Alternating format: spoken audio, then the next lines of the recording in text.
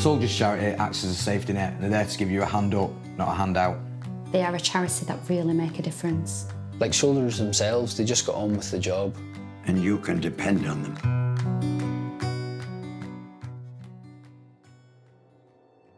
Joined the army when I was nearly 17. Done 3 tours of Afghanistan, and on the last tour, unfortunately, I stood in an IED and lost my leg. It's just a massive bang, the most ferocious bang that you've ever heard in your life. You know, I didn't know what had happened. I was just in the middle of a dust cloud. I looked at my feet. My left one was still there, my right one was completely gone. We'd come into contact early in the morning. I'd run out to get eyes on from the position I was in, and as I ran out, an 82mm mortar embedded itself in my legs after it had thrown me up in there and shoved me on the floor. When I saw him in intensive care, his legs were not quite facing the right way. He was covered in bandages and wires.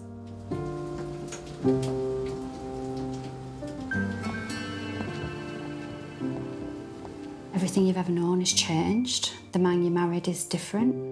The one thing I could do was the walking re-education on the treadmill, but it was frustrating that I was going down for 3 weeks and then coming home for long periods of time and not being able to do any more. So I applied to the Soldiers Charity to get a treadmill, which they did, which was great, and that meant that at home I could continue my recovery. I had to go in to Salisbury Hospital over the Christmas period. So the Soldiers Charity very kindly flew my girlfriend Kirsty across to Salisbury to see me on Christmas Day, which was very special for us, and yeah, it made all the difference. So when I moved into my new house, the outside of it was all gravel, which is really hard to walk on with my prosthetic. So the Soldiers Charity gave me a grant so that I could put down tarmac, so it was a lot smoother to walk on.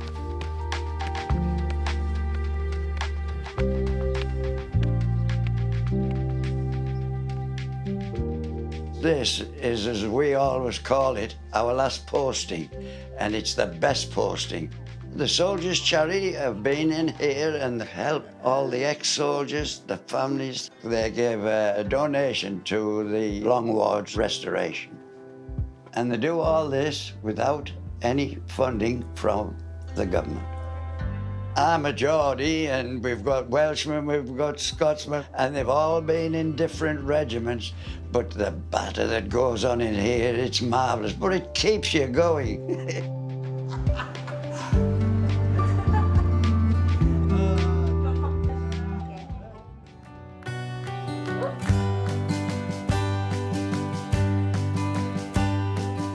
Having been discharged from the army then, when we thought, well, it's time for Kim to go and get a career, she thought going into nursing, she'd been looked after me. I wanted to give something back, so I decided to go back to college. To do that, I needed financing, and the Soldiers Charity did that for me. Nowadays, I'm first and foremost, I'm house husband at the minute now. I look after, do the chores around the house and look after my daughter and take her to school while my wife goes to university. But as well as that, I've set up an organisation called Military Mountain Bikers, which is aimed at getting guys like me out on bikes and being accessible and getting out on the hills and cutting the trails. So now I'm working as an instructor at Outdoor Activity Centre, and really enjoying it, and looking forward to the future. The thing about the Soldiers Charity is that they don't want a lot of praise about things. They just get on with the job that they do. I do the collecting and I love it.